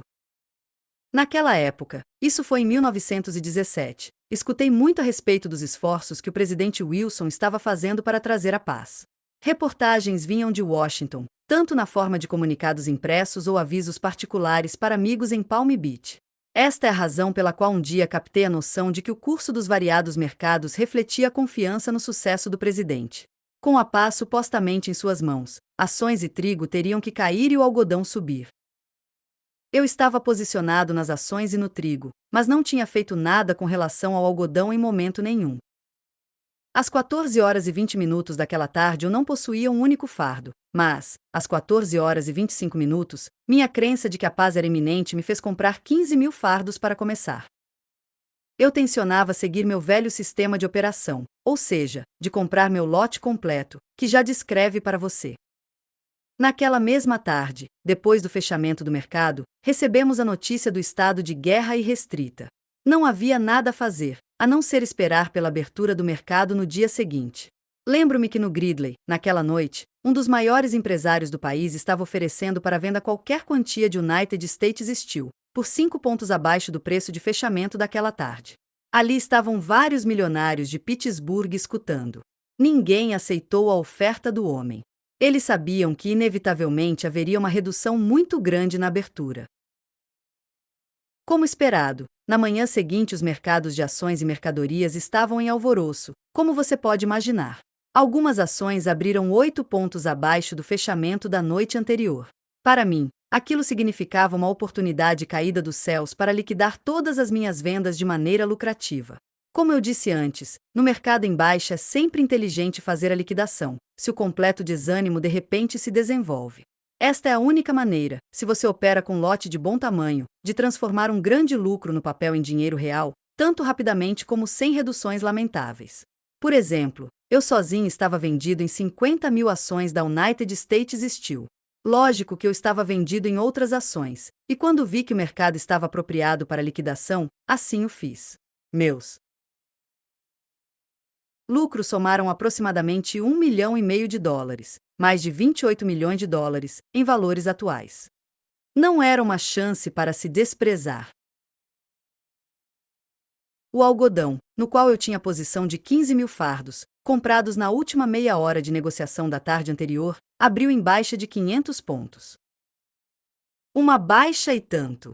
Significava uma perda, numa noite, de 375 mil dólares, pouco mais de 7 milhões de dólares, em valores corrigidos. Enquanto era perfeitamente claro que a única jogada esperta em ações e trigo era liquidar as posições na baixa, eu não tinha tanta certeza do que deveria fazer com o algodão. Havia várias coisas para considerar, e enquanto eu sempre encerro minha perda no momento em que me convenço de que estou errado, não quis liquidar aquele prejuízo naquela manhã. Então reflete que tinha ido ao sul para passar bons momentos pescando, ao invés de ficar perplexo com o curso do mercado de algodão. E, ainda mais, tinha feito enormes lucros com trigo e ações, de maneira que decidi encerrar as perdas no algodão. Calculei que meu lucro tinha sido um pouco maior que 1 milhão, ao invés de mais de 1,5 milhão. Era tudo uma questão de registrar as transações, como os promotores estão prontos para lhe dizer quando você lhes faz muitas perguntas. Se eu não tivesse comprado aquele algodão logo antes do fechamento no dia anterior, teria economizado aqueles 400 mil dólares. Isso mostra a você o quão rápido um homem pode perder dinheiro grande com um lote moderado. Minha posição principal estava absolutamente correta e eu me beneficiei com um acidente de natureza diametralmente oposta às considerações que me levaram a tomar as posições nas ações e trigo. Observe, por favor, que a linha especulativa de menor resistência novamente demonstrou seu valor para um operador. Os preços comportaram-se como eu esperava, apesar do inesperado fator de mercado introduzido pela nota alemã. Se as coisas tivessem acontecido como eu tinha calculado, eu estaria 100% certo nos meus 3 lotes, pois com a paz as ações e o trigo teriam caído e o algodão teria subido. Eu teria ganhado nos 3. Sem considerar a paz ou a guerra, eu estava certo em minha posição no mercado de ações e no trigo, e este é o motivo pela qual o inesperado evento ajudou. No algodão, baseei minha jogada em algo que poderia acontecer fora do mercado, ou seja, apostei no sucesso do presidente Wilson nas negociações de paz. Foram os líderes militares alemães que me fizeram perder a aposta no algodão.